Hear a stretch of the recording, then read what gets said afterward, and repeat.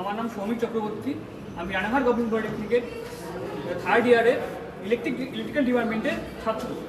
আমরা একটি major project বানিয়েছি যার নাম হলো অটো পাওয়ার সুইচিং সোলার ইনভার্টার।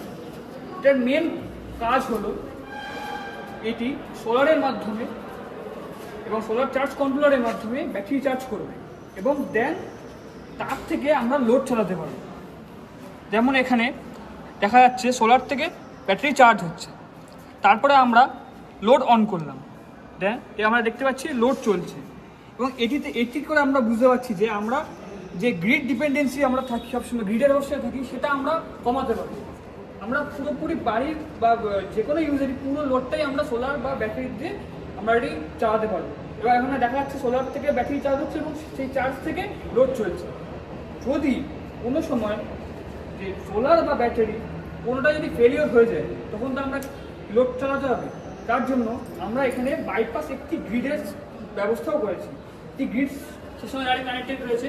এখানে আমরা দেখতে পাবো যে আমরা যদি ফেলিয়ার হয়ে যায়, সাপোজ আমরা দেখতে পাবো না এটা ফেলিয়ার হয়ে গেছে, অটোমেটিকলি গ্রিড আসলে অটোমেটিকলি এটা গ্রিডে চলছে।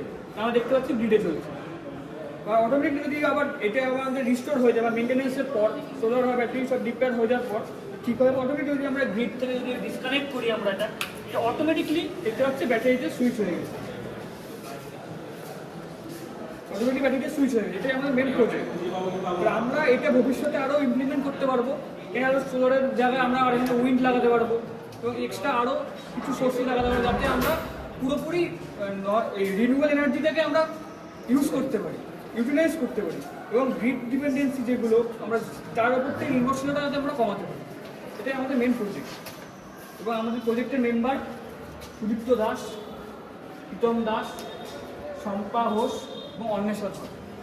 আমরা এই কজন গ্রুপ মিলে আমরা এই প্রজেক্টে ডেমনস্ট্রেট করেছি বা ইমপ্লিমেন্ট করেছি। Thank you.